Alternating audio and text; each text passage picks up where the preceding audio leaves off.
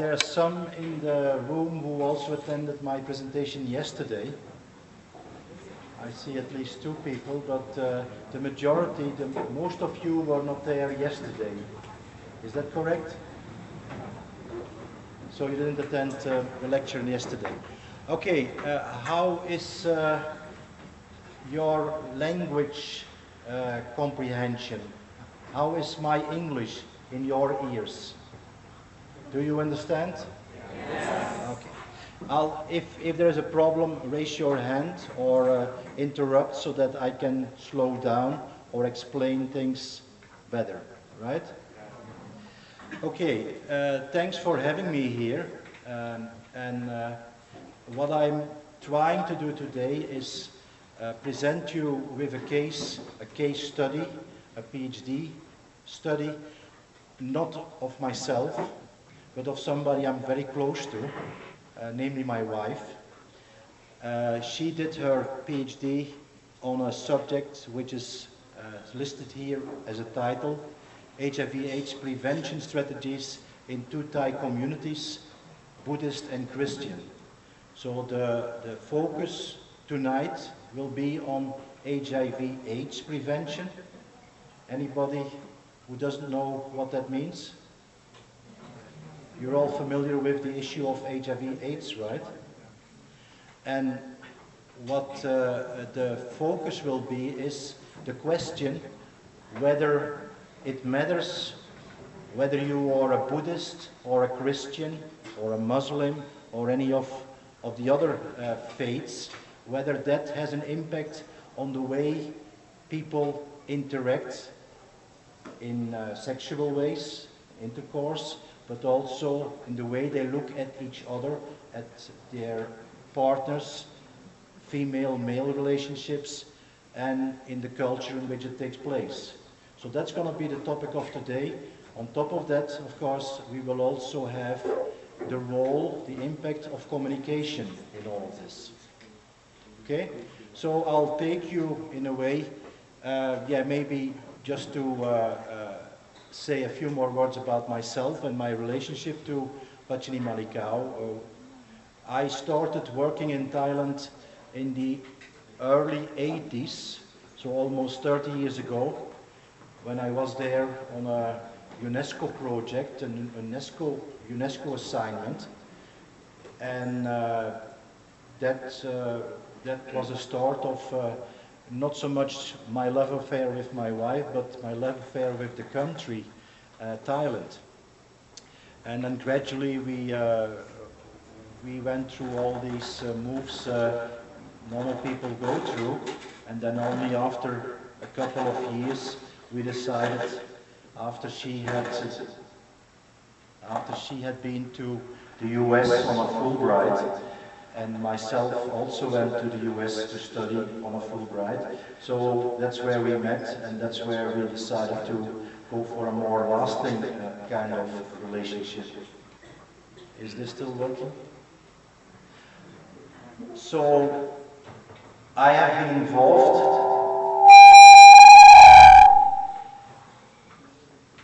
Would it be better if I speak without mic? Yes.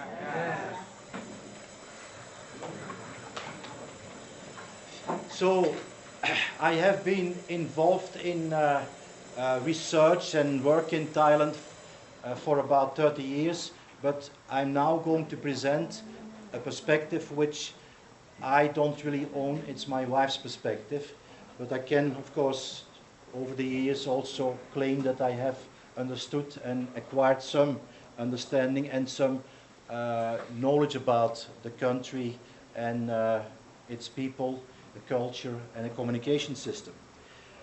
Okay, so I will do that in a very systematic way, and this may look like a boring exercise to you, but at the same time, when we are looking at this problem, as a communication HIV/AIDS issue, I would also like to expose you to a methodology, how to do research, how you can do research in these kind of situations, what kind of methodologies, what kind of research techniques you need to use, what kind of questions you can raise, etc. It may not be of primary interest to you. I assume that you're still studying hard and not thinking about something like a thesis writing or a PhD at this stage, but it might also give you an idea of what there is in store if you would like this kind of work and become a professor or become a researcher in a certain field. Okay, in order to situate the issue, this is the map of Thailand. It borders to a couple of countries. Who has been to Thailand, by the way? Anybody? One person? Who knows about Thailand? Any hands? And what do you know about Thailand? Someone who's about to tell us about one hand or is this free animal in the world as just before last wine. And I think some students and then he has, as I learned some courses about, learned something about talent in the geography courses. And Okay. So you have learned about the history, the geography, and a couple of these things. But when it comes to people, any ideas? Do these people differ from you in whatever way? Anything you've heard about? Because if I raise this question in a Western context, people will automatically immediately tell me, Thailand, that's the country to go to for sex tourism. yes, you're right. That's not common knowledge here, obviously. Now, sex tourism is obviously one of the appealing factors for many tourists to go there, more in the past than nowadays, I would say, because everybody seemed to be scared by that monster which is called HIV/AIDS. But there has been a time that Thailand was really known to people for that purpose only. Now I will explain you where that all comes from. It's not that Thai people as such are much more willing to engage in these kind of activities, but they have been, so to speak, slowly, gradually been introduced and exposed to this. And you should not assume for 1 minute that all Thai therefore like to do sex more than you probably like to do. It's a natural thing, it's part of everybody's life, or most people's life. So in that sense there's nothing wrong with this, but given the situation we are currently living in, with all these warnings about HIV/AIDS and other diseases, people have to be warned and have to be careful about their sexual relationships and their practice of having sex. Now, the same is true for Thailand, and that's what I'll try to explain in a minute. Is this still? She will change the slide. You can walk to the center of the class. Yeah, but I need to check from time to time myself. But thanks. Okay, so if you look at this map of Thailand, you'll see that Bangkok is here at the bottom. That's the capital. And the research which I'm going to talk about is to be situated up in the north, in Chiang Rai. Chiang Mai is the capital of the north, and then a few more kilometers north you'll see Chiang Rai. And the two villages which were being researched, they are about 55 or 70 kilometers from Chiang Rai in one case, the Buddhist village, and about 100 kilometers from Chiang Rai for the Christian village.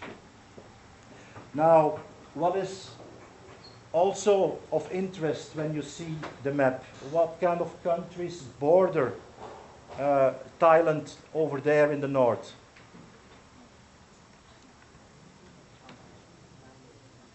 Any idea? Laos? Laos is on this side. What else? Burma's on this side. Singapore. Vietnam is not really a border country. Singapore is somewhere here. But the other country is China. It's your own country. And there is, of course, like always at border areas, a lot of cross-border traffic. And people migrate from one area to the other. Have you ever heard of the expression, the Golden Triangle? Golden Triangle. What does that mean? That was some time ago because it has basically shifted to Afghanistan, I guess, and to other parts of the world. The Golden Triangle was the place where they said that most of the opium trade was being cultivated and afterwards traded. And this was, according to official Thai standards, done by what they call the hill tribes, minorities, ethnic minorities. Some of them have been living in that part of Thailand for ages. They also live in Burma or Myanmar on the other side of the border. But there has always been a coming and going of Chinese people for the past 200, 300 years. And many of these Chinese, they try to disperse themselves all over the country. They are also living in Bangkok and in other regions, but some of them have settled over there in the north. And Chinese people, they were not the average Chinese people, they were minorities in their own country. They wanted to migrate to look for a better life, as many minorities and as many migrants do. And they had another characteristic. They were of a minority religion compared to the mainstream Chinese religions or philosophy. They were 200-300 years ago approached by missionaries, Presbyterian missionaries, Protestant missionaries, and they had adopted the Protestant religion as their religion. So they migrated from up north in China, Hunan province, I think that it's called. Yunnan, yeah, right. They migrated to settle in the north of Thailand, but they kept their religion, and that's why there are still Christian villages who try to survive and live in harmony with their environment, which is mainly Buddhist, but keep their religion as Protestants or Presbyterians. Now, it's not the majority, because the majority of the people in Thailand, they call themselves Buddhist. You're all familiar with that religion? Right. So the majority and the overall culture is flavored by Buddhism, less so by Christian religions. Although there are 0.0% Catholics and Christians and even a larger percent, but especially in the south of the country, Muslim people living. So why do I say this? Because the research project tried to find out whether religion plays a role in HIV prevention campaigns. Whether people who are Christian, who are Protestant, have another kind of morality or another kind of engagement when it comes to sexual relationships and when it comes to prevention compared to Buddhist. Now, one of the small video clips I can't use because it doesn't seem to work here, would have given you the answer in 3 or 4 minutes. Now, unfortunately, you'll have to wait until I finish my lecture to find out whether there is an answer coming out of this kind of problem definition, whether religion does play a role in the HIV/AIDS prevention campaigns and also in the way people relate to each other in sexual and other ways.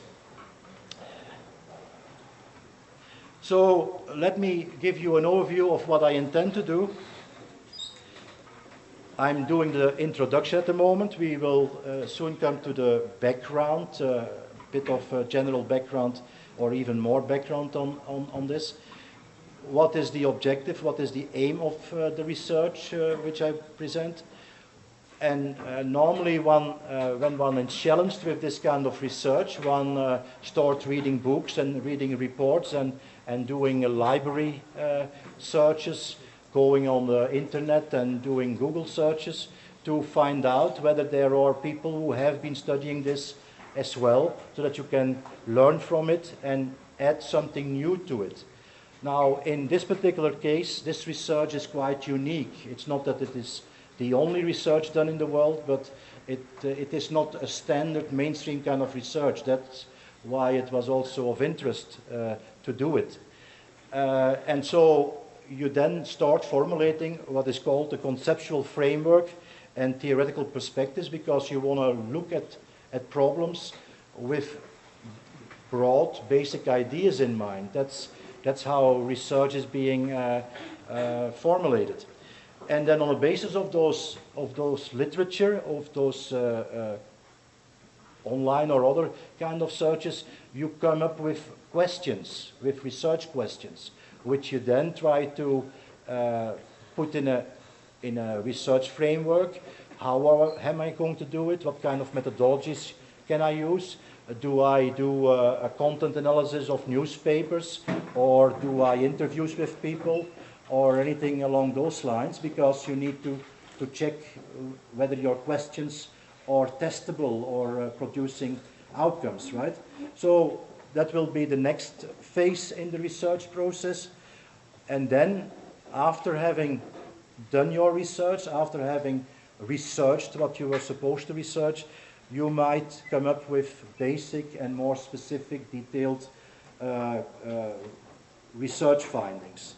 And then at the end of the process, if you come to conclusions, you may also say, after all, after having gone through all of this, I could have done something better, and maybe it would help if I put that down in recommendations for future research, so that my colleagues can learn from my mistakes and improve on this for the next time this kind of research is being done. Or, as may be the case in this research, it's no longer useful to do the research because it wasn't the right kind of topic to research.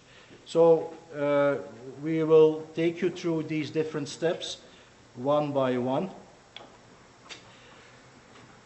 This has already been said. It is a comparative case study of how two Buddhist and Protestant communities in Chiang Rai, in the north of Thailand, localized the global HIV/AIDS preventive notions from the United Nations agencies, the Buddhist Sangha, and Christian institutions. There are three groups which were referred to as the origins of this kind of notion, HIV/AIDS prevention. Now, have you ever been advised with regard to HIV/AIDS prevention yourself? I don't really know whether it's a big issue in your country, so that's why I need to know. Things like condom use, is that some kind of recommendation, some kind of advice you get from doctors and other people when you want to engage in a sexual relationship with a friend or a partner? No? Okay. In the general prevention campaign world, one normally refers to what they call the ABC concept. A, ABC. Do you know what that stands for? Always be careful. Like. No. First is abstinence. So the first advice is don't engage in sexual relationships.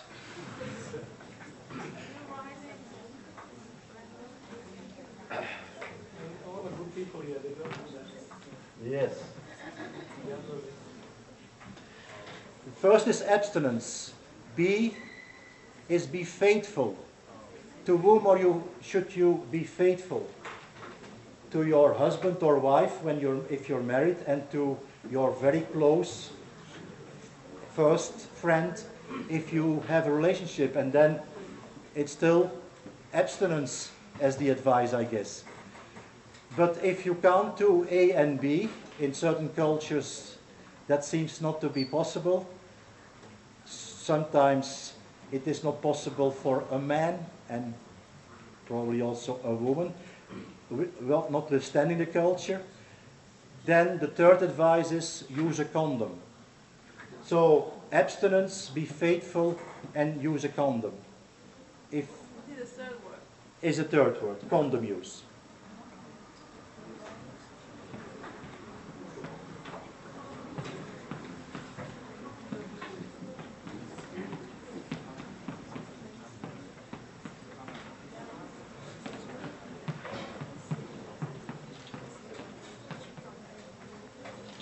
It will come back in a minute.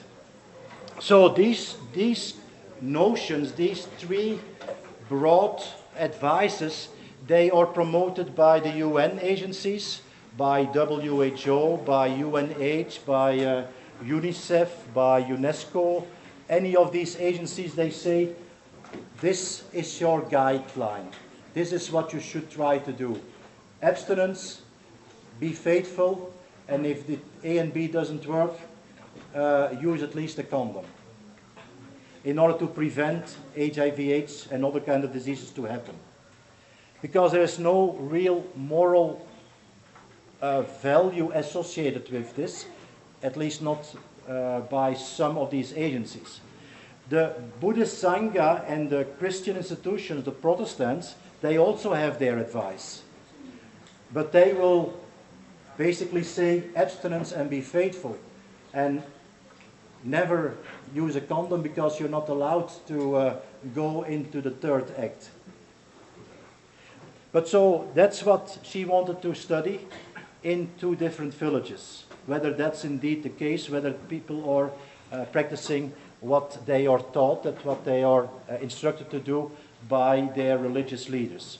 And maybe I should also add to this, religious leaders are considered to be the opinion leaders by the UN agencies. So the UN agencies themselves, they say this kind of campaigns have to be led, have to be organized and coordinated by religious leaders, because they are the trustable authorities in a society, in a village. So the assumption is that because the priests, the monks, the religious authorities advise this to happen, people will abide by it, will also follow these rules. Right? So I'll skip that other part, that's not so important. But here you'll have what I wrote on the board. Abstinence only, that's of course a very traditional kind of notion. ABC, I've just explained. There are side notions, especially for drug addicts and people who use needles.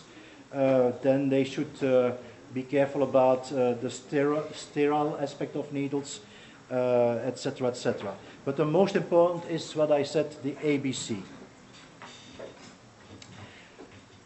As I already mentioned, some agencies, they promote the ABC. Others promote more, like WHO, the World Health Association, promotes ABC and sterile needle use for those people who use needles. UNFPA, which is the family planning agency, promotes also negotiation for safer sex. Why would that be an issue? negotiation for safer sex? Why do UNFPA, which is the agency which deals with women and kids and family planning and tries to promote the women's right or the equal rights of women, why would they add to the ABC negotiation for safer sex?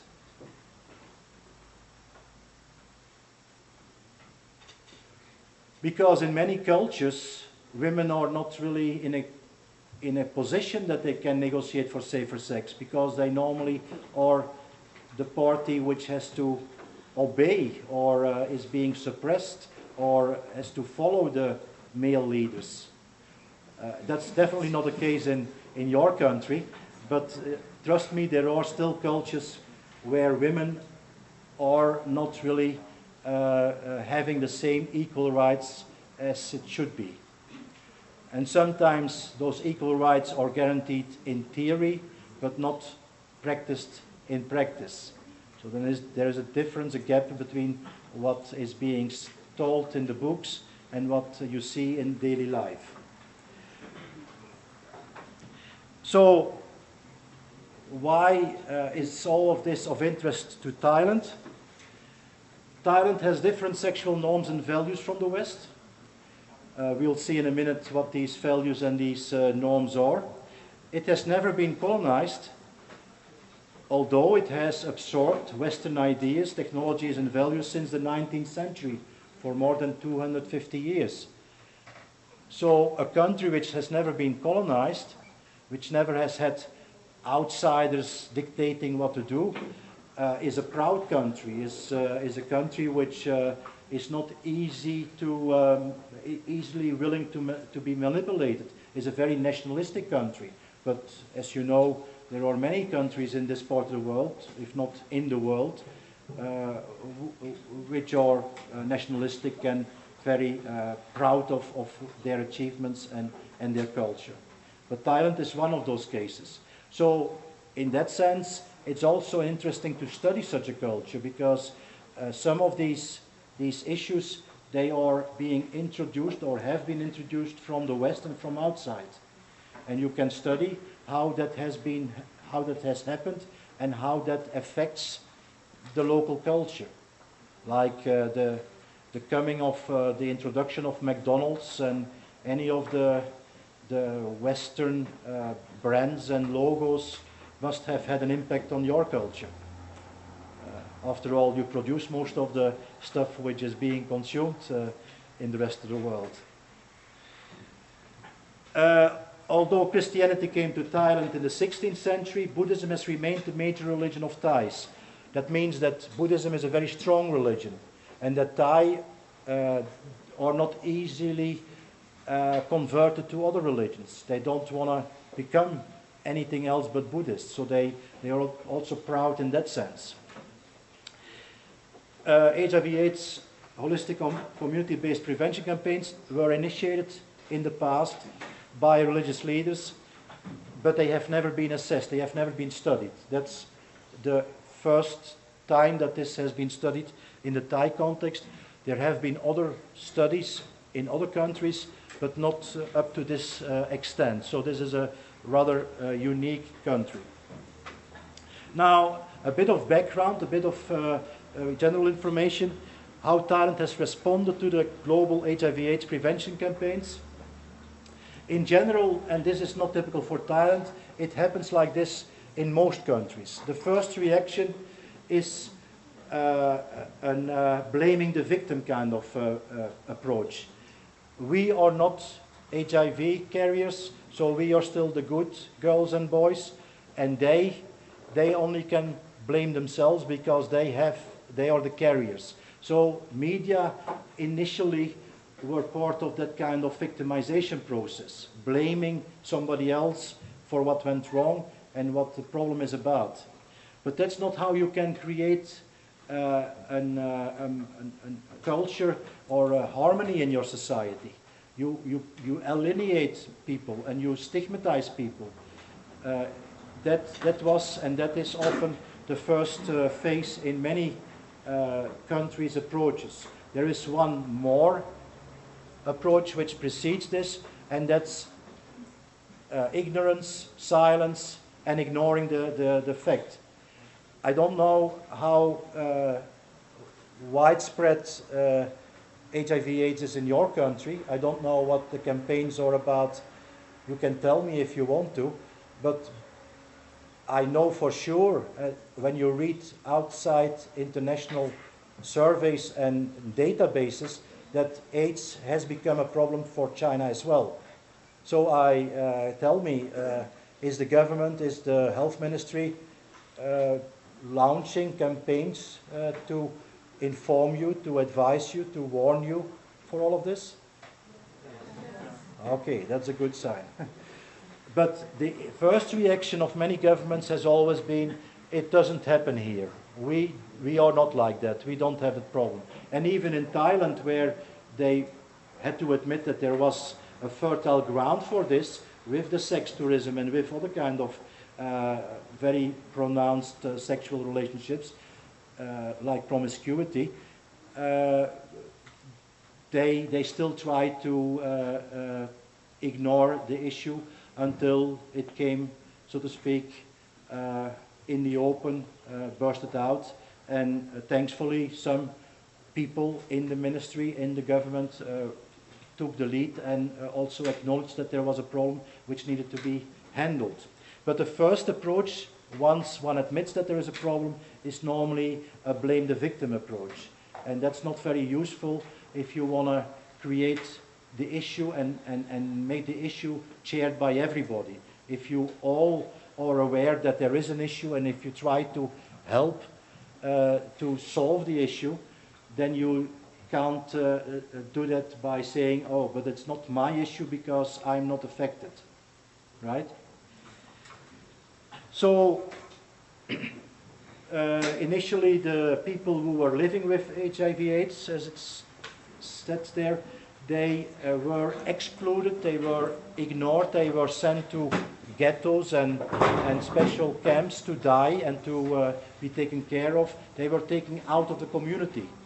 But they no longer wanted to do that. They became empowered, they became enlightened, they thought that this was serious enough to be communicated and presented to the rest of the world, so they refused to go to colonies and ghettos and special hospitals. They wanted to live with their friends and relatives in their community. So these people, they initiated a change in the policy. The other thing which created that kind of change had to do with economic factors, like the one we are currently experiencing. Thailand and you probably and China probably got also a bit of a flack, went through what is called the dot-com burst. In the late 90s, at once all the internet companies and all these companies which were into the telecom sector, they lost a lot of money and they went bankrupt. And Thailand was one of the first countries where that happened. So people started having second thoughts about that belief in growth, growth, growth, and money, money, money. They said if it only ends up with us becoming bankrupt, unemployed, we better start revisiting all these ideas coming from the West and welcomed so far. So Thai people became more inward looking. They wanted to look for solutions within themselves, and as a result, with regard to HIV/AIDS, they started looking for community-based solutions rather than for solutions presented to them from outside.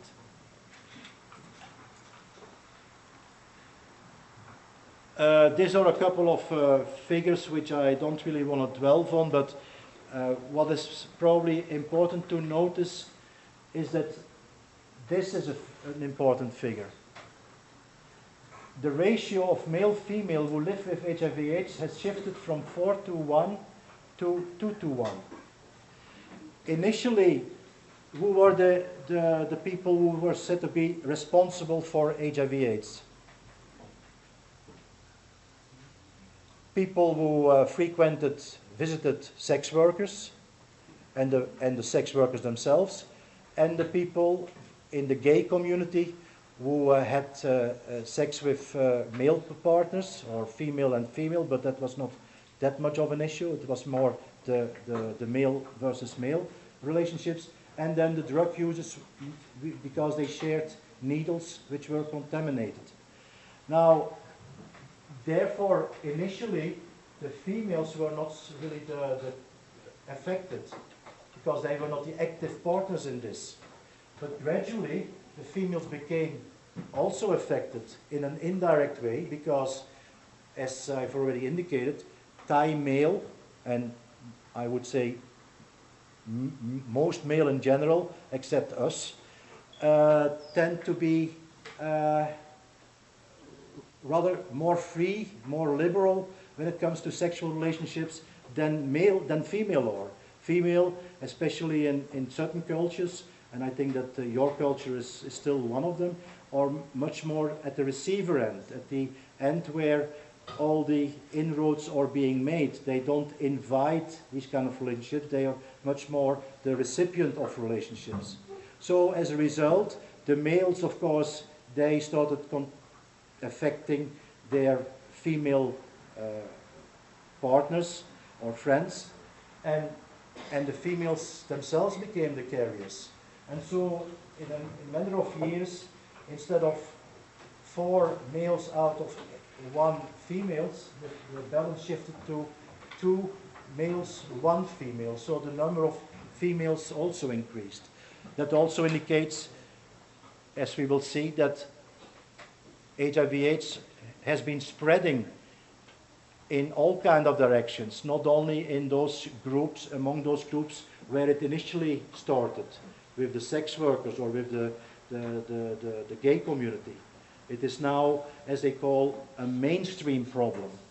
And especially in Thailand, before I forget, the target group, the group which is the most under threat these days, is the group, the age group of yourself, from 15, 16 years old to 25 years old. That's the group of people who are now spreading HIV/AIDS. And education is not always the first, the best guidance in this regard, but that's for later. So she, as I said, wanted to study the religious institutions in HIV/AIDS, and as I already mentioned, the Christians, they have the same kind of ABC notion. Only Catholics and some more conservative religious are more strict in the ABC use. And it has spread all over the world. It has followed the same kind of patterns, in other words. Now, to reconstruct that for Thailand, to give it a couple of names or words, in the Thai context, the Buddhist context, you'll see that they basically have 2 approaches. One is still the traditional approach to put the people in a colony, in a ghetto, separate them from society, and let them die peacefully, but forgotten by the rest of the world. The other approach is the community approach, and that's what she has studied, because she is, and I think nobody should be in agreement with the first approach, and even in Thailand it has disappeared since. It was popular also for good Buddhist cultural reasons, because the Thai, and I'm sure other cultures as well, they like to donate money to religious institutions in the hope that something of that will work for them in their current or later life. So it's a merit-making kind of thing. And so these colonies, these AIDS ghettos, they were quite rich, or they were sponsored by rich people, and could therefore also organize and survive for a while. But it was not really sustainable, and many of them have now closed their doors, because Thai have started realizing that that's not the right approach, that they should become more genuine and more caring for their own people. So the second approach is the one which has been studied, and it's associated with number of groups, and the groups are listed there.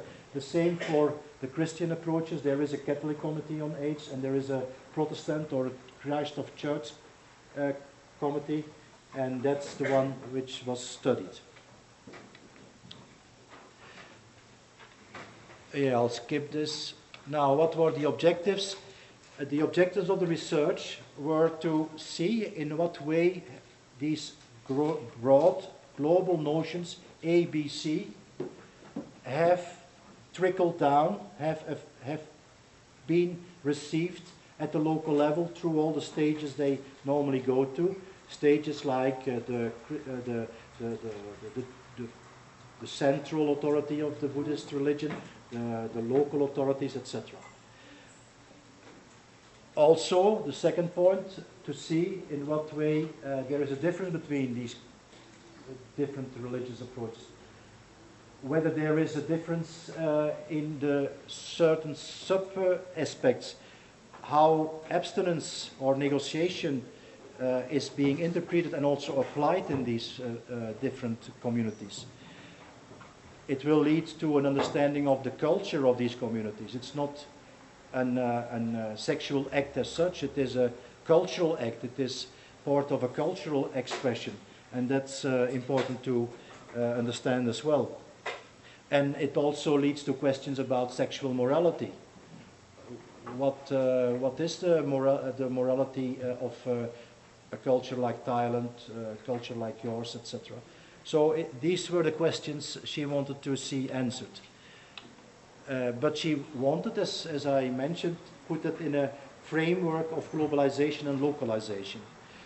Now she came up with a number of definitions, a number of concepts, and this one is globalization,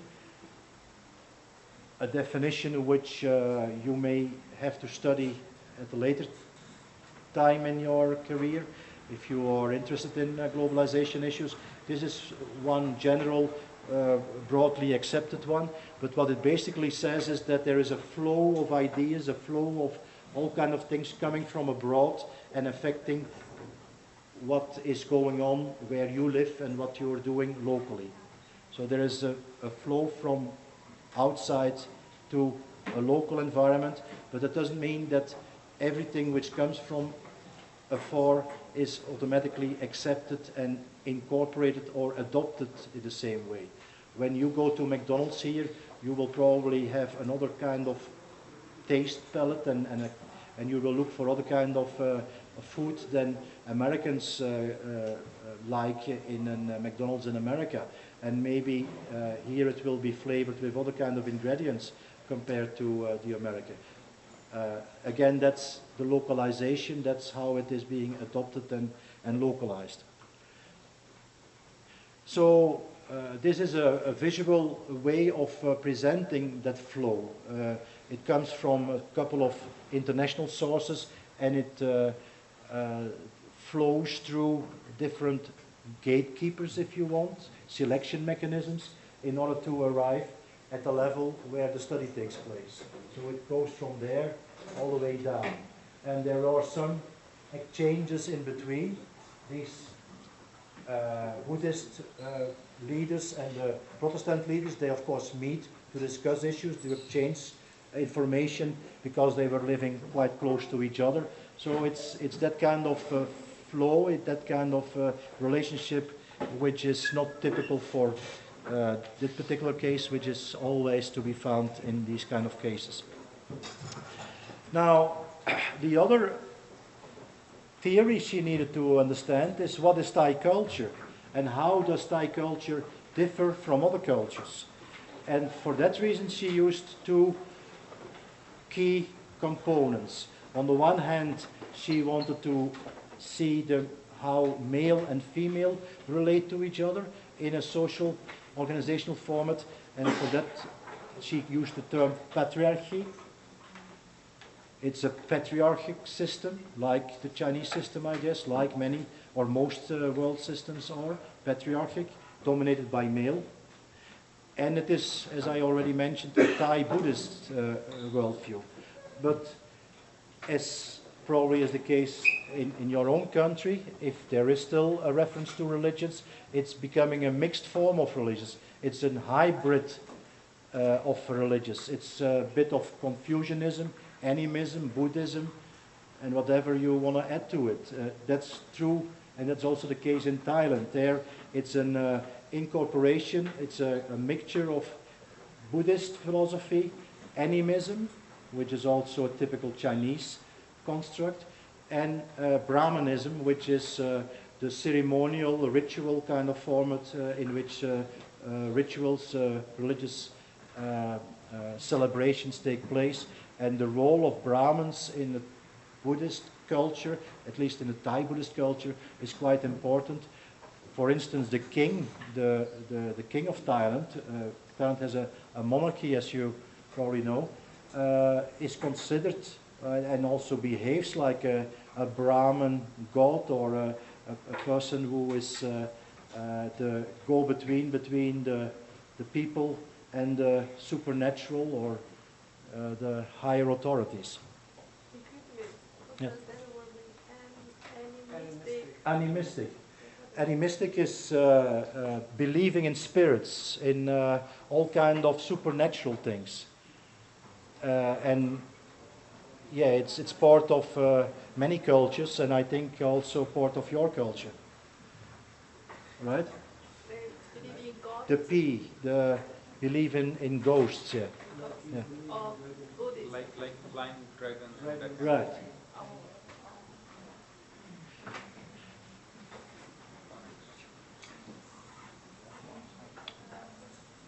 So another element which is important to notice is how has this been developed, how has that culture and that country developed itself over the years. And she uses a categorization which is adopted from historical accounts and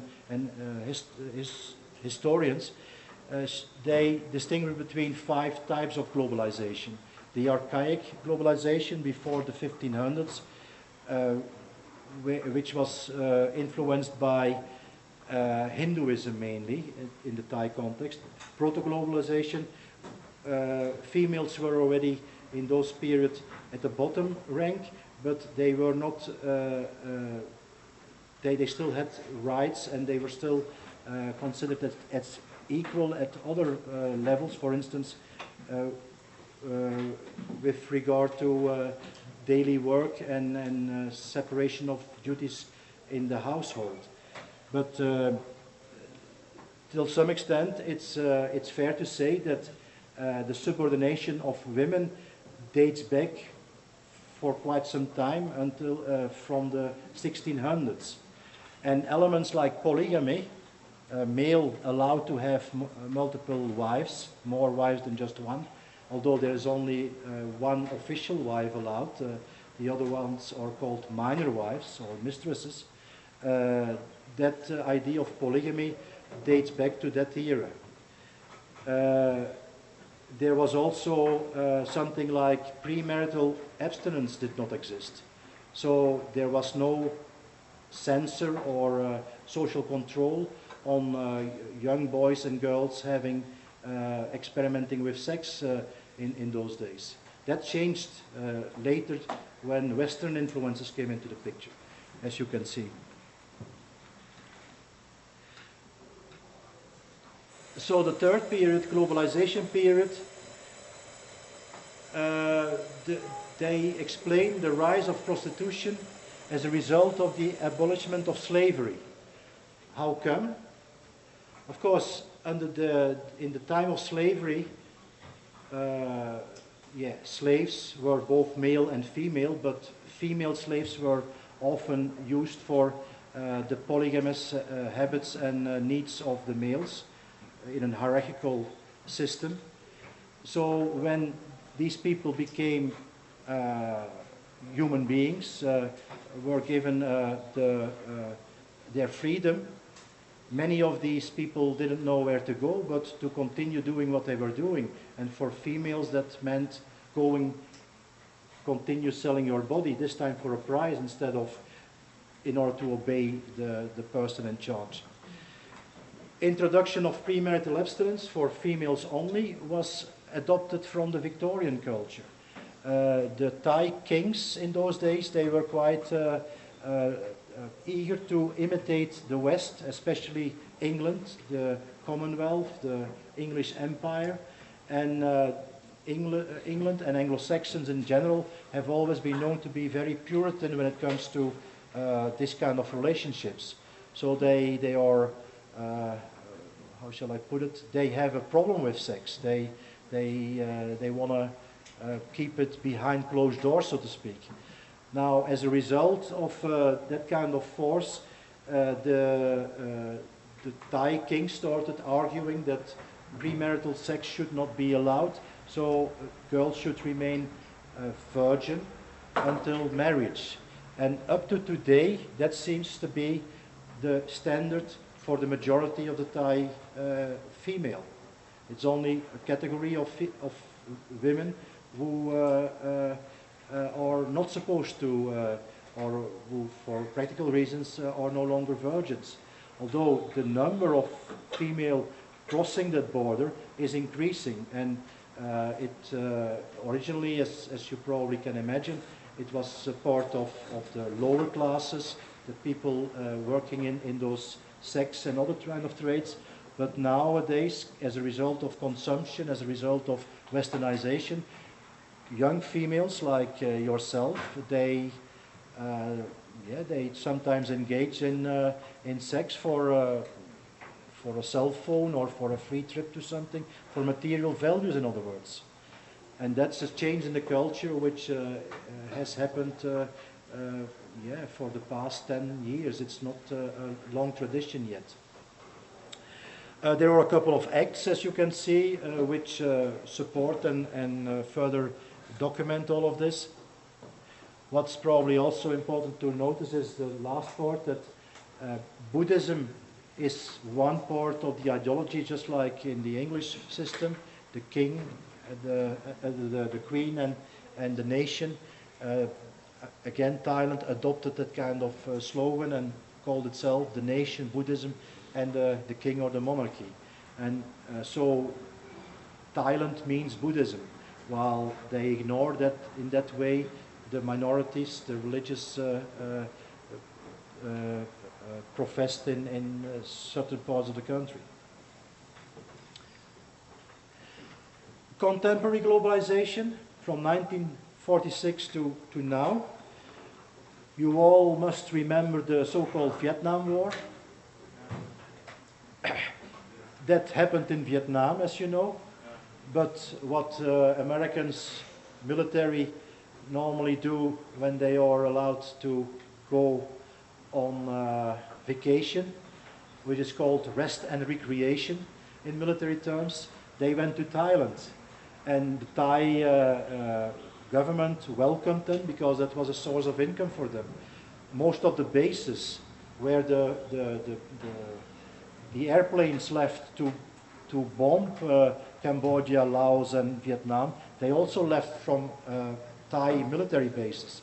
So around these bases you had groups of trades, not only sex trades but also people selling things, etc. So it created a bit of a local industry, a local tourism attraction, and that's how in fact the already existing polygamous nature of the Thai people, Thai male, became commercialized through the introduction of these practices to the American GIs, the American military personnel. And it was after the war, when most of these bases got closed and these military people opted for other kind of destinations, that again the trade which was established was looking for another challenge, and they moved sometimes to another village or another center and opened, mainly in the beach resorts, sex clubs and started catering for tourists.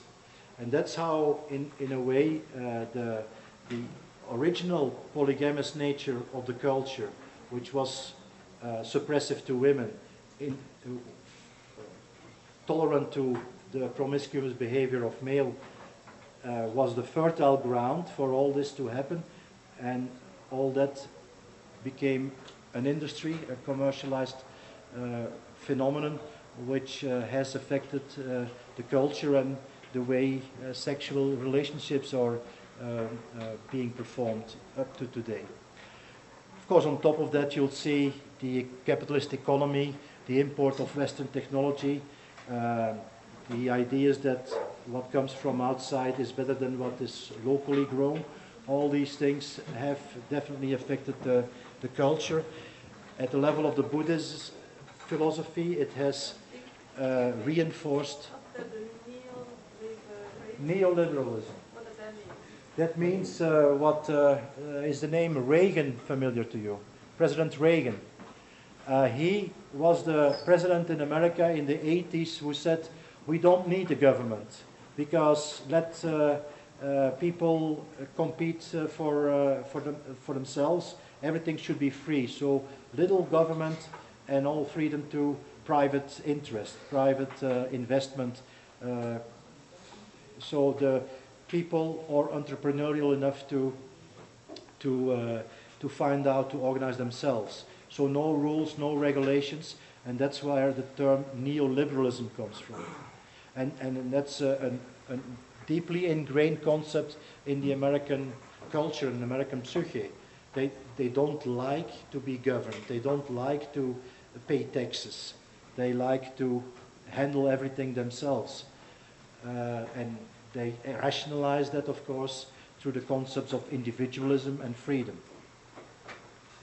As I think I mentioned yesterday in my reply to one of you, the health system, which is currently being discussed in America, can only be understood if you put it in that kind of framework. It's not that Americans don't realize that health is important to them, but they don't like it to be organized by somebody else than themselves. And they don't realize that insurance companies, they don't do it for them, they do it for their own interests.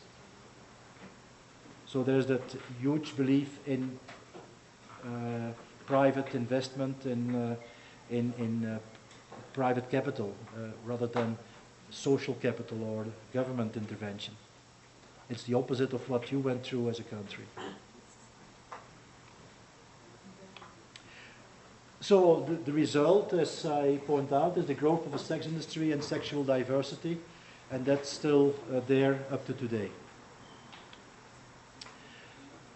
Now, one other thing she needed to use is concepts like religiosity and sexual morality, and some notions which she wanted to test. So this is part of the way she put it in a framework, and then she came up with questions, and these are the research questions. I'm not going to handle all these questions, it would take us far too long, but just let me read a couple of those. How has globalization affected the sexual norms and values, sexual practices, attitudes toward gender and religious beliefs of residents of the two villages which are being studied? What has contributed to the spread of HIV/AIDS according to the locals in both villages? How are the global ABC and safer sex and negotiation approaches interpreted at the local level by state, religious and village organizations? How are HIV/AIDS prevention programs implemented by the religious leaders? What is the impact of these interventions for the knowledge about HIV/AIDS and the behavior of it? What are the socio-cultural factors which hinder or support these interventions? So it was a broad kind of framework with a couple of specific questions. Some of them could be answered through a survey, others in more in-depth interview and focus group settings. Yeah, I'm not going to continue with the questions. So that's what she did, a survey with structured and open-ended questionnaires, semi-structured and unstructured in-depth interviews, participatory observation because she lived with these people for half a year, and then of course on top of that reading of material, documentation, collection and analysis. And that's in a nutshell a methodology you can also apply for whatever you want to do if you ever have the ambition to go for a PhD or anything along those lines. This would lead us to 4, so she explains how the quantitative data are being organized and what kind of indicators, criteria, or variables are being used. So the findings. What was the outcome of all of this? What did she find? Basically, in general, both villages are comparable in terms of social demographic characteristics. So these 2 villages, they had the same kind of criteria, the same kind of characteristics. They were not richer or poorer than the other one. There were equally educated people, or some people were educated, others were not educated. There were tradespeople, there were farmers, there were teachers, there were just an average village. So in that sense, that is important to know, because then you can generalize your data. Then you can say, okay, we have studied these 2 villages, but in fact we can make a statement about the culture at large, or at least a larger population than just these 2 villages. If the characteristics would be different, then you would have more problems in doing so. Okay, only 50% of the Buddhist sample was religious, but almost 100% of the Protestants were religious. What does that mean? That means that the Buddhists themselves were much more of the easygoing group. They were not so serious about their religion, and that's not uncommon for the fact that the mainstream, everybody is Buddhist. So you can expect that, yeah, you are Buddhist, but do you really need to go to the temple every day and follow all the prescripts if you are only one of them? It's much more important for minorities, for people in a close community, to stick together and to do everything as expected by the leader or by the religious authorities. And that's what it shows. The Buddhists were much more relaxed about their religion. The Protestants were very conservative, very strict about their religion. Both religious groups rely heavily on the religious leaders to guide them spiritually and secularly. So although the Buddhists were much more the easygoing group, they still appreciated, they still followed the advice coming from their leaders, from the monks in the village. They all went to the temple on special occasions to commemorate things, for weddings, for special festivities, etc. So then the temple was used as the ground to celebrate, to come together as a community. Just like you have that in any kind of village, there is always a central point where the community meets, and most often in many cultures that's the religious symbol. Sometimes it might be a community center or a party bureau office or something along those lines. Both villages function hierarchically, so it's a top-down approach. What the leader says is to be followed, is to be implemented, and you know all of that given your own culture and history, I guess. In the past, some Buddhists sold their daughters into prostitutions, but Protestants never did. So the practice of trading off your kids, sending them to Bangkok or to other places where they were sold for sex at the age of 14 or 15 years, that was practiced, or that happened in the Buddhist village, but not in the Protestant village, because they were more strict about all of this. Nevertheless, there were, in both villages, they have had HIV/AIDS cases. There were people who died in the past from AIDS, both in the village of the Buddhists as well as in the village of the Protestants. In fact, the number of AIDS cases in the Protestant village was higher than in the Buddhist village. And we'll see in a minute why that may be. The Buddhists obtained information about HIV/AIDS more commonly from the mass media, including their own community radio, and from public health volunteers, while the Protestants were informed by their leaders. Once again, that indicates that the Buddhist village is part of society. It listens to sources, information coming from outside, because it's all Buddhist, it's all the nation, while the Protestants, they click together, they are a closed community, and they or a bit afraid of the outside world. They try to survive as a group among themselves. Here are some pictures to give you an idea of how these villages look like. Nothing exceptional, nothing atypical. That bottom picture here, that's a traditional architecture for a Thai temple, for a Buddhist temple. And all the rest are shops where they go for their groceries. This is the Protestant village, and this is the church of the Protestants. But apart from that, yeah, average housing. Now, in a more specific way, and I will look at some but not at all, how has globalization affected the sexual norms and values, sexual practices, etc. of the two villages? The major sexual norms were still traditional. The majority of both groups valued the virginity of single females highly, while around half agreed with the buying of sex from sex workers by single males.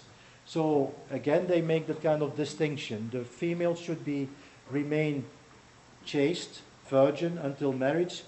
Males, they are allowed to do other things before. And most of these other things were having sex with sex workers. Because there is also a popular belief that sex workers are not the wife of anybody. So you don't have to be faithful to somebody who is not married or who doesn't have a partner. But that's one interpretation of all of this. Monogamy is the major norm for married couples. So in both villages, the Buddhists as well as the Protestants, when they were married, they stayed married as a couple. They didn't really practice polygamy, or they didn't had more partners outside of the marriage, which is at least what they stated it was. Married Protestant males in a Protestant village under study were more polygamous.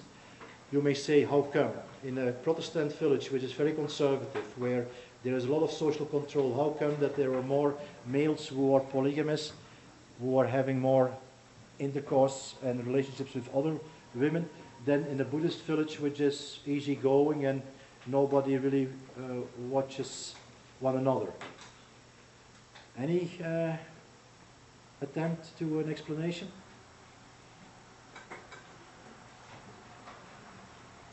Because it will also lead us to the final conclusion.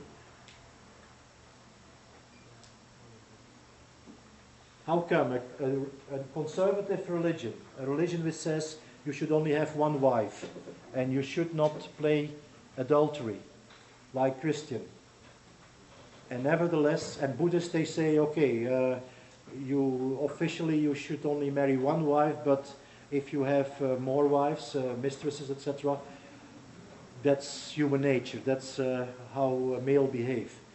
So how come that the Protestants nevertheless are more polygamous than have more wives than the Buddhists have? You mean the Buddhists could have several wives officially? They are allowed to have several wives, but in most cases they have enough with one wife. Most of them have only one wife. Yeah. While the Protestants, they can only have one wife. They are not allowed to have more than just one wife. What about lovers? Excuse me? What about lovers? Lovers. Yeah, no, that's of course the gray zone, and you can only come up with, this is what they said themselves, so it's not that this is what happened, but this is what they said themselves, because they were interviewed through surveys and interviews. So they made the interviewer, the person who interviewed them, believe that they were monogamous, while in the Protestant village they admitted, not in public, but to the interviewer, that they had more relationships. Now, the reason, the explanation is the same as what I will conclude with. that religion is not really the major criterion, the major indicator to assess this kind of behavior. That religion is a belief system, a theory we all associate with, but what we are doing may be something completely different. And especially in closed communities which are very restrictive, where everybody looks over each other's shoulder and says, you should not do that, people feel more suppressed and repressed up to a certain point, but if they have an opportunity to go elsewhere, they will experiment with that. While if you have that opportunity all the time, you may not feel the need to do that in hiding or behind the corner or whatever. So I think that I'm not making that kind of judgment, but in cultures which are close as a religion or close as a culture, there is much more difference between theory and practice, in between what you are supposed to do and what you in fact do, because there is always an attempt to avoid the rules and experiment with the unknown. Let me think in China, more and more males Yes. have several wives. Right. I don't think officially, legally they can only have one wife. Right. But many males have lovers, Right. except their marriage. Yeah, I think that that's a fair point. Yes. And I would say it's because of the Western culture. Right. Did you hear in the back what she was saying? She made a reference to the time of Mao, that he also had more than just one wife, and that it was also a public secret. Officially, he could only have one wife, but in practice, he also had his choice. But there's no religion to care about this. We don't believe, most of Chinese don't believe in religion. Right. It's not always the religious factor which is the most important indicator. That's what is also the outcome of this research. Yeah, that's also wrong. Right. I just want to correct my friend that the Confucius is the thoughts of Confucius is confined men or women toward only single relation. Mm-hmm. So if they follow, So one at a time. yeah, if they follow Confucius, Right. so Okay, let me move on and then we can have a more open discussion about all of this. So, when it comes to globalization, has it affected the sexual norms and values in these villages? Both groups said that there were positive attitudes towards gender equality regarding the choice of spouse, education, and more involvement of men in household work and child caring. So there was more equality emerging.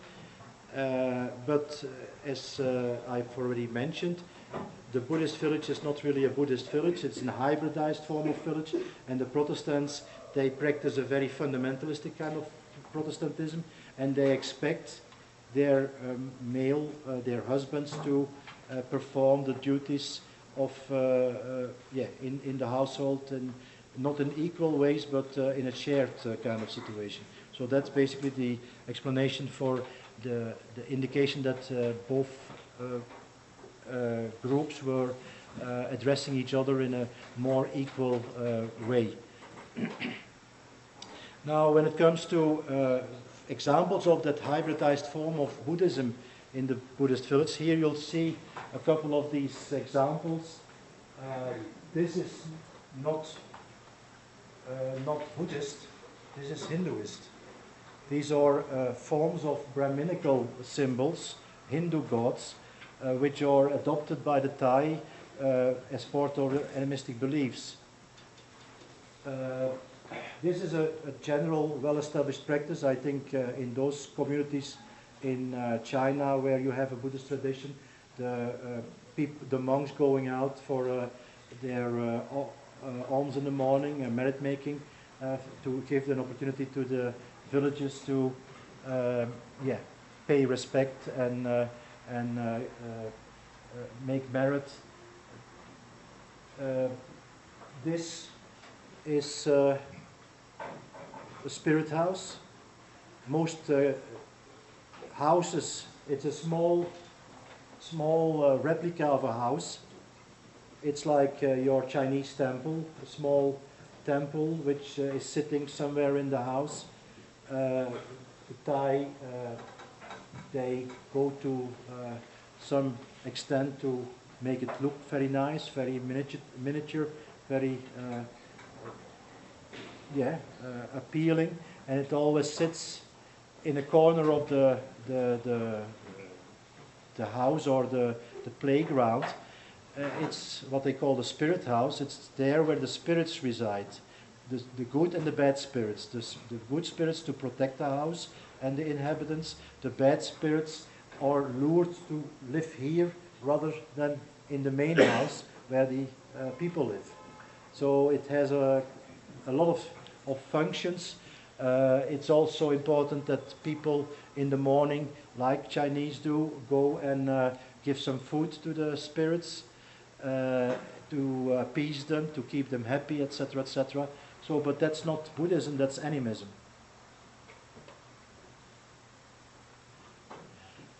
In the Protestant context, of course, you'll see a lot of things like the cross, because that's the symbol of Christianity. And if you would read the slogans here, it's all, in a way, instructing people to obey and to be afraid of God, because that's what this version of Christianity and Protestantism teaches you. You have to throw your sorries on the Lord. You have to rely on Him for guidance. So in fact you are no longer independent, you are dependent upon the good will of God, and you have to pray in order to make that happen. So it's a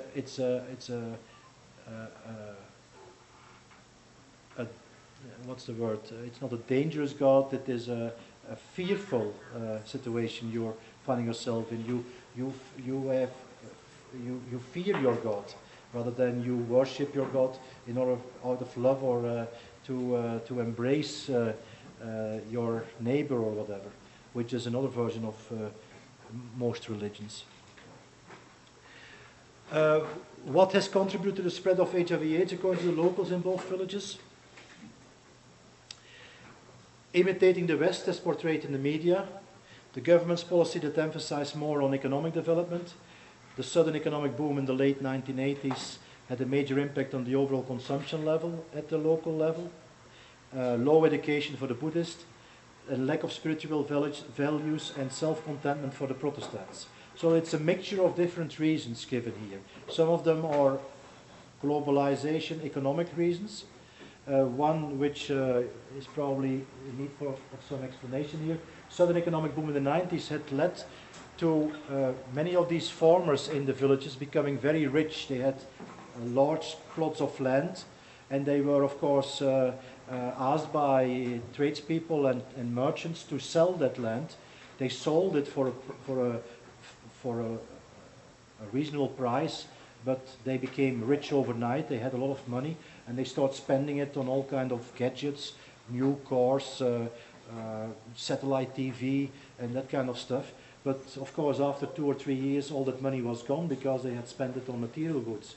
And then they came to the realization that they should have kept their land and continued at least partly with what they were good at, farming and living from those kind of means of production. So there was a lot of new rich people who didn't know how to handle their richness, and of course they then afterwards realized and became bankrupt, and they start blaming it to others and to themselves. Low education for Buddhists, that's true. The Buddhists in general are less educated in a village environment than Protestants, because one of the drives of Protestantism is of course achievement in education ways. They want to send their kids to universities and encourage them to go, as the modernization paradigm teaches us, go for a better education, higher degrees, in order to earn more money and make it reach a better level of income and level of prosperity than their parents did. So the picture here at the bottom is a picture of an internet cafe in one of these villages. It's not very sophisticated. It's basically what you will probably find in your own village. Computers, internet connected, and kids come there after the school to play games and to do what kids tend to do, including, I guess, Facebook, which you can't do, I was told. How are the global ABC and safer sex and negotiation approaches interpreted at the local level, etc.? That ABC concept again has reached the Buddhist village at an operational level. Everybody knows about it. For the Protestant, only abstinence and be faithful was discussed at the local level. Once again, because they were not supposed to have sex before marriage, so condom use was not being discussed. Now it becomes more complicated because monks, Buddhist leaders, are not supposed to talk to instruct sexual practices either. So they had to hire, they had to get other people involved, health workers, people from the local hospitals, etc. And they trained also youngsters to explain this among themselves. So it became part of a community exercise. In the Protestant village, it was abstinence for both genders before marriage, and the be faithful as stipulated in the Ten Commandments, which also includes no homosexuality. So they were quite vehemently against gay people. They had a couple of gay people living in their village, but they could not disclose their identity. They had to be quiet about that affinity. And condom use was allowed, according to the Protestants, only for those people who were already affected by HIV/AIDS. So others, they should not use condoms because they were not supposed to have sexual relationships except with their partners and their married partners. How are these prevention programs implemented? That differs slightly in each village. Of course, in the Buddhist context, it's done in a community base with volunteers from the village, but also volunteers from elsewhere. They had a community radio station, they had regular exhibitions, demonstrations. They went door to door to explain, to check, to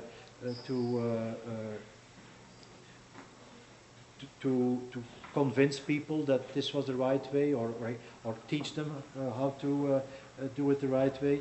There were also certificates given to families which were age-free, as they called it, so which were in line with the official policies. But it was part of a network of public health and other authorities. And here you'll see a couple of examples of that, meetings, mainly slogans, etc. Community radio, home visits, during dance festivals, normally there was a moment that they start explaining the risks to be taken. Community bank. In the Protestant culture, it was a bit of the same, but as it is a close community, they didn't rely heavily on outside advice or support except from the Protestant church itself. So they really wanted to keep everything under control within their own religious operations. But what was one of the major differences between the Buddhist and the Protestant community was their emphasis on self-reliance. The Protestants, because of the fact that they were a close community, they had to start their own bank, their own pork factory to produce meat. They also had their own rice fields, which they partly used for themselves, but also partly sold to outside villages. So they were self-sustainable as a community, and they had a strong community feeling. While the Buddhists, again, they were much more relaxed. They had other interactions because everybody was Buddhist, but they didn't really think about the future, think about their own survival as a community. So organic pig breeding, salt project. Youngsters were involved in church bands and in the promotion of HIV/AIDS. What is the impact of the religious interventions on the knowledge about HIV/AIDS? So if you ask them, what do you know about this? Roughly the knowledge is about the same. So they all know what the risks are, how to prevent it, etc. But there is not necessarily a guarantee that they also practice it that way. Education makes obviously a difference. Almost half of the Buddhist sample disagreed with condom use compared to around 30% of the Protestant sample. So the Buddhists, they were not really used to condom use and they preferred not to use it. But as was mentioned earlier, they were also more monogamous than the Protestants. So there was not, quote unquote, that much need to use them. At least that's how they reported it. What other sociocultural factors are of importance? Supporting factors were the leadership and of the religious leaders, the love, unity and networking within the village, the community building in other words. Hindering factors, alcohol consumption, mainly among males. There is a tradition in Thailand that males, and I'm sure that it also exists here, given what I have been exposed to,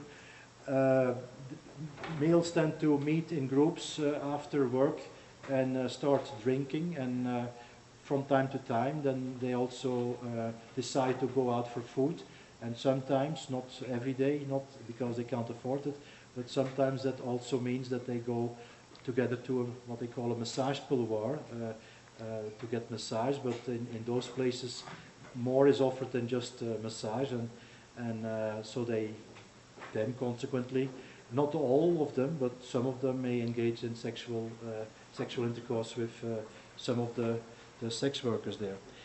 Communication technology, which changed dating patterns. Youngsters who went to the city for their education, their schooling, they were normally carrying a mobile phone to officially to stay in touch with their parents and their friends in the village, but often that was also the way to start dating and SMSing to friends and make other kind of appointments, and so the new technologies in a way contribute to the deterioration, if you can use that word, of the moral and cultural values, traditional values in that kind of society. Urbanization is related to premarital sex. When these students are not coming home every week, normally they come home every month.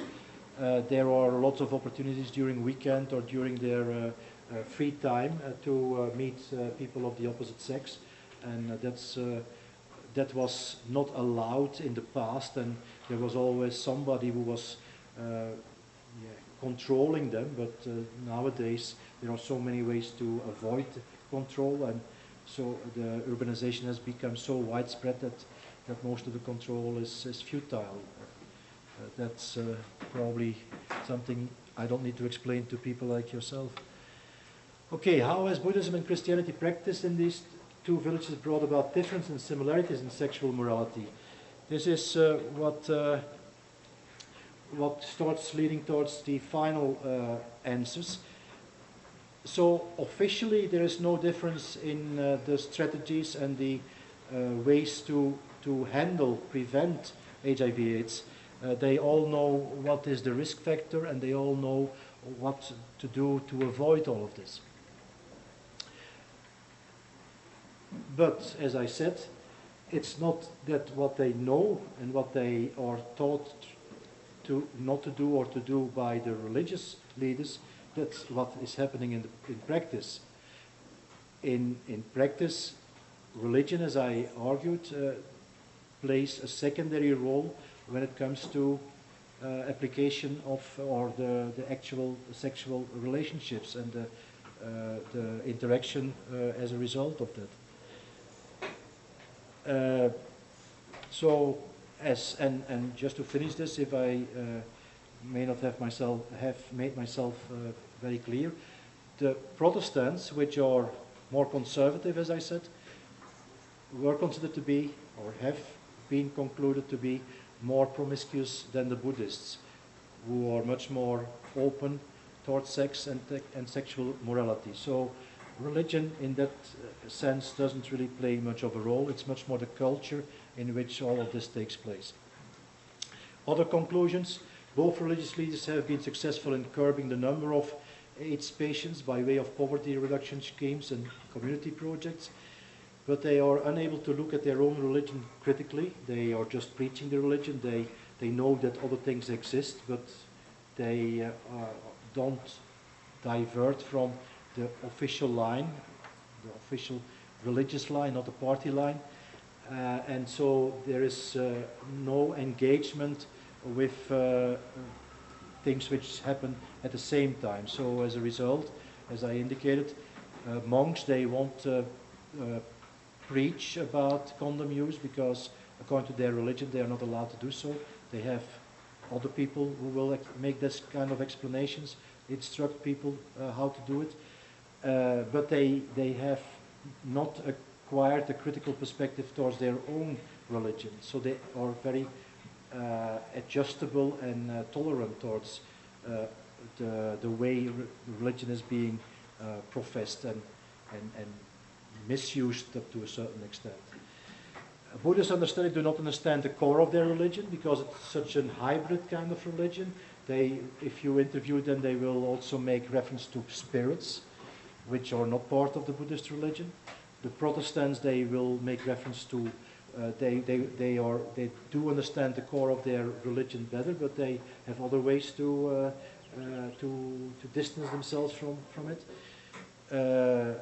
They have more savings in practice way because that's part of the religious challenges than the Buddhist. They have a stronger community, but their love of neighbors is limited to themselves.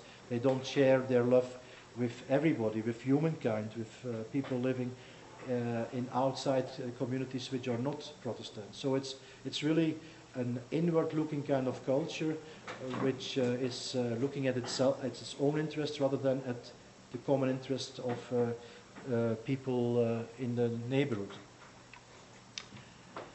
Social, economic and political plans should be in tune to eradicate so-called modernization without development. That's a statement which one normally applies to Thailand. When you analyze Thailand, you'll see that a lot of things have changed there, but the critical observers of Thai development, they say it's without a soul. It has lost its soul. It's no longer a traditional culture which abides by the traditional values which were there. It has sold out to commercial values, to values which are much more in line with westernized values, but deep in their performance, they still perform it according to the traditional values. So you'll see a lot of cultural artifacts, cultural symbols in their dance, in their painting, in their respect for authorities, etc. But they can't really explain what they are doing. It's a ritualized kind of culture rather than a deeply thought through culture. And that, by those critical observers, is the result of the whole modernization process, which has changed Thailand and taken away the cultural, original cultural values. So people are derooted. They don't really know what their roots are. Going global by launching social marketing campaigns for condoms and sex education reform may help eradicate HIV/AIDS, but will affect the grassroots sexuality values and norms. That last statement is a direct critique on the official Thai policies at the moment. The official Thai policies are now in line with this. And the promoter, the minister who is in charge of these policies, we interviewed him, and he is quite popular in Thailand. Michai is his name, and Michai stands for condom in Thailand. He was the one who promoted condom use in the 60s and 70s for the family planning campaigns in those days, and the family planning campaigns in Thailand were very, very successful. They were able to bring down the overall population growth, just in similar ways as your country. China has been trying to do that with the one child per family kind of approach. In Thailand it was much more done in a culturally sensitive way. They emphasized you can have sex but use a condom rather than producing more kids and etc. So that campaign was quite successful. The current campaign tries to use the same kind of tools, condom use, but they go up to a large extent. They now promote the use and they teach how to use condoms even in kindergarten for kids of 6 or 7 years old, and that of course creates a lot of hype, which may lead to other forms of sexual relationships and sexual values which were not taught out by these kids who are introduced to it. So that's the danger for the long term. Where will Thailand end up? You can try to isolate and get the AIDS epidemic under control by promoting US condom use, but if that leads to more promiscuity, because there's no advice on that end, because that's considered to be typical Thai culture, and if more and more people engage in these kind of relationships, in the end it will create cultural values which are distanced from the original values they try to maintain or to conserve. And that's what is indicated here with this slogan. On the short term, social marketing and the use of condoms may be a solution. It may help us, but what is going to be the effect on the long term? What is going to be the consequence of all of this? Will Thailand still conserve or keep something like its own soul, its own culture, its own identity? Okay, thanks for your interest. Questions, comments?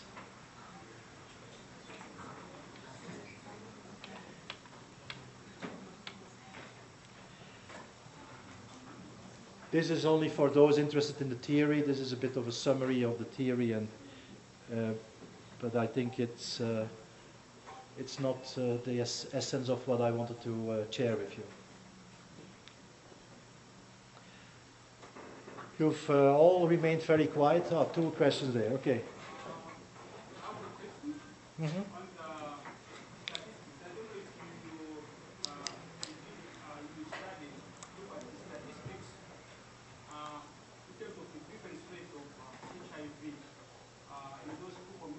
Mm-hmm.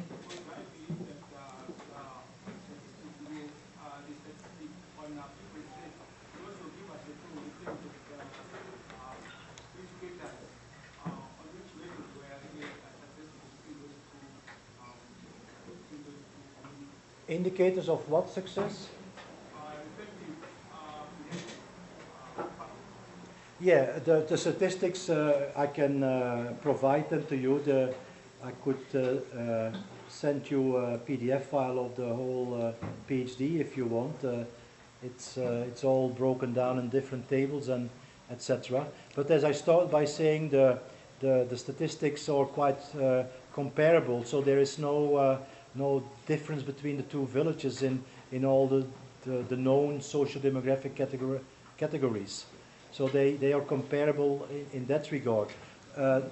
The focal point was not HIV/AIDS, it was sexual morality and the change of these norms through a couple of indicators like HIV/AIDS, prevention, etc. So there was not really a direct interest in how many people were carriers, etc. But in general, the number was quite minimal. There were no very known cases of HIV/AIDS in both villages. They have had these cases, but by today's standards, or at least 2005 when the study was done, there were no new HIV cases anymore. So people had followed, and the campaigns, the official campaigns, in that sense, had become a bit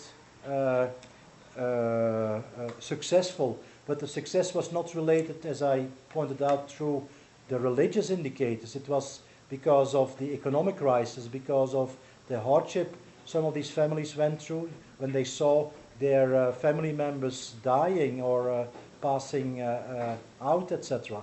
So those were the threats and the scary things which they took into consideration. Apart from that, the negative indicators were definitely the indicators like information technologies, internet, media, the availability of consumer produce, the urbanization rate, the mobility of the people. Because, as I pointed out, some of these people were well-to-do, but they were not rich. And when they then, as a result of the speculation at the end of the 90s and the consequent dot-com boom, became rich and then again became bankrupt in a matter of a couple of months, they had already acquired a certain different level of life, different level of consumption than before, and those things were quite negative, if you want to call it indicators, for the whole change process which took place. 请要提问的同学举手。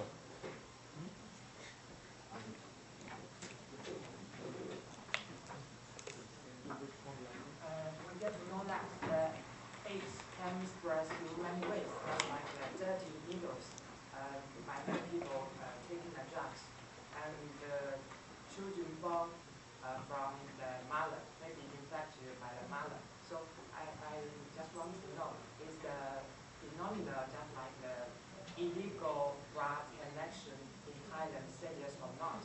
And I also want to know, are the children born with HIV taken care of by the government or not? Yeah. All these categories of people, the spread has become controlled. It's no longer an epidemic. It's no longer considered to be a major issue. It has been contained. It's not gone away. There still are these cases who are in need of blood transfusion and special treatment, etc. But that's being guaranteed. That's being taken care of by the government and by health ministry. The problem which is not contained is, as I said, the group of 15, 16 to 25-year-olds, people like you, who in the Thai context, I don't know whether you are comparable to that, they, especially in the middle classes, the people living in the cities, they tend to be quite outgoing, consumptive. They like to shop around. They go to parties, dancings, and it's all a kind of hype and cool phenomenon. They take some ecstasy or some whatever speed is available in order to dance for long hours, dancing the night away, that kind of stuff. But then when they engage and when they find partners, and as I indicated, the level of promiscuity is quite high, and especially now when females are also more active in that regard, the coming together of two people and deciding to go out and have sex, or at least start with something, is becoming a trend, is becoming acceptable. And it is in that kind of group, with all the drugs involved. Sometimes you take speed to stay awake, and then when you start engaging in a sexual act, you take some Viagra on top of that. And I was told, I'm not a specialist here, that both drugs don't work well together. So you don't really are in full control of yourself when you are under those kind of situations. So that's where the problem is these days.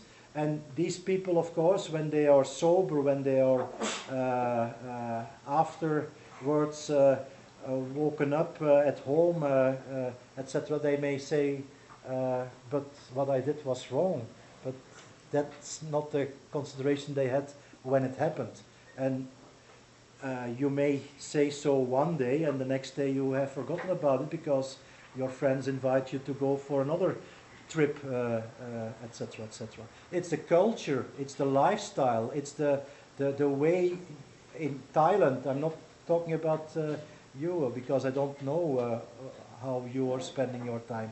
But in Thailand, that seems to be the cool thing to do. And that's the problem for the future. Yes?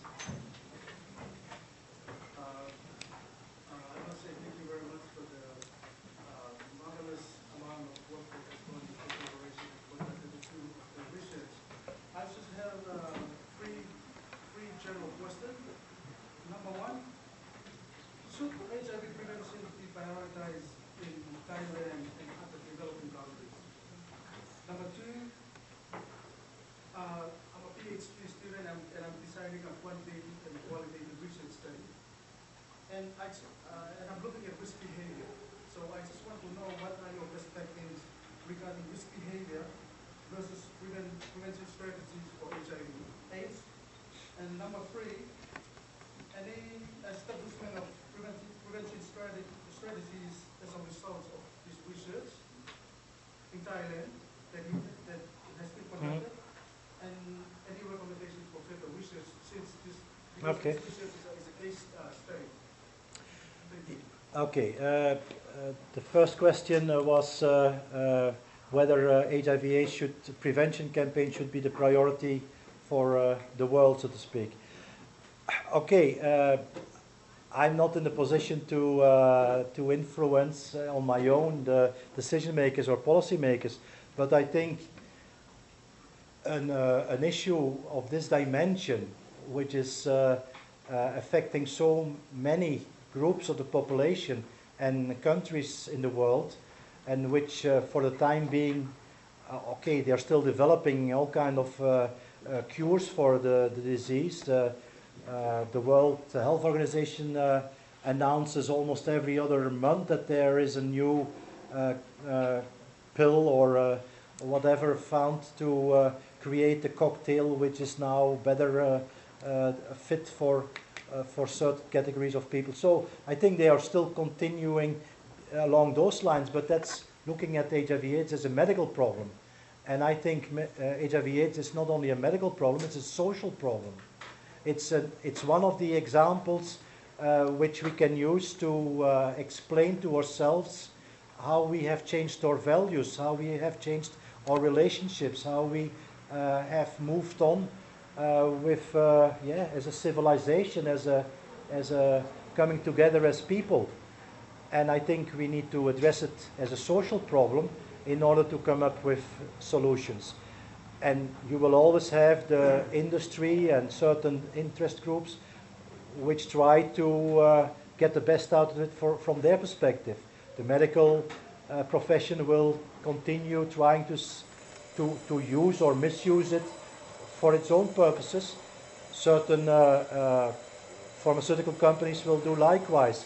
Maybe some governments will do it for whatever purpose. But in a situation like this, where there is no absolute guarantee that you can prevent, you can cure it, and given the tremendous impact it has as a social issue, not so much as an individual health issue. People die, but people die of other things as well. But how it has affected communities, that should be the challenge.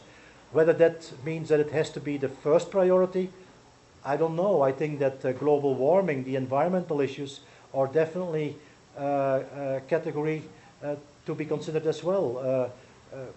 You don't have to translate it as global warming, the earth, the survival of the human race, but look at how we are confronted with all these natural disasters more often than in the past, how water is becoming an issue, how the air is being polluted and cannot be cleaned as a result, the increase of asthmatic people and all kind of other diseases. So I'm not saying this is now the only priority the world should put itself to, but it's definitely of that range. But I would definitely also plead for a better governed world, less corruption in the world, more honesty in international relationships, etc. But these are quality indicators. You can't really put them at the same level. You can't really cure them because there is no cure for good behavior. It's something you learn or you don't learn, so to speak.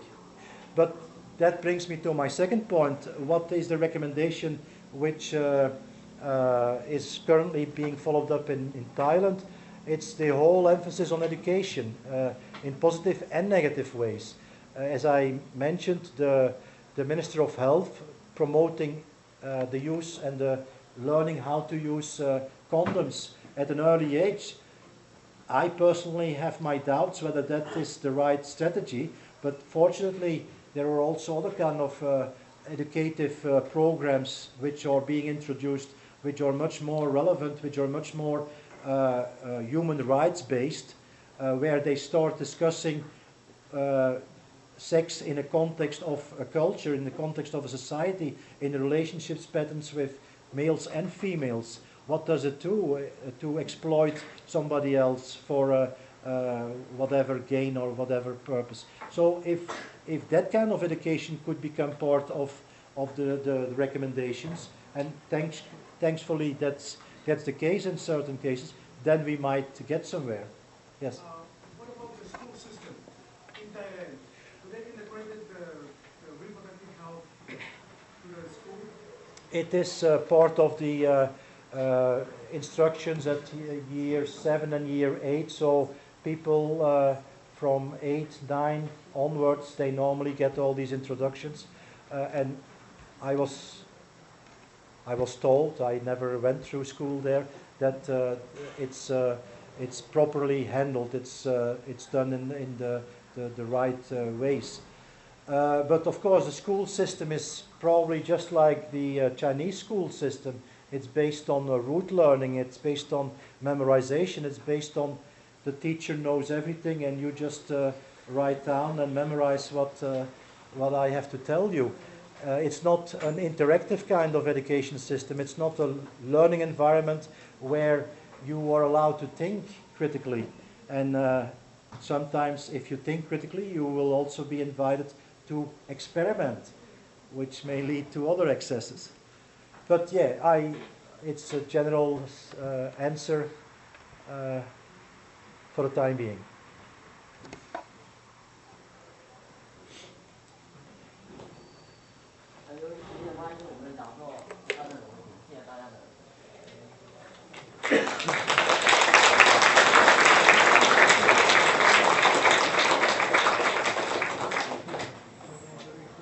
Thank you for your interest.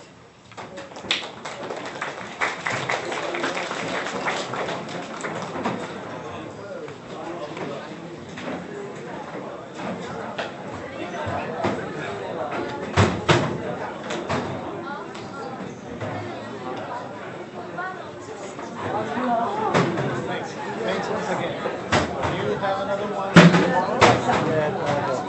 And where?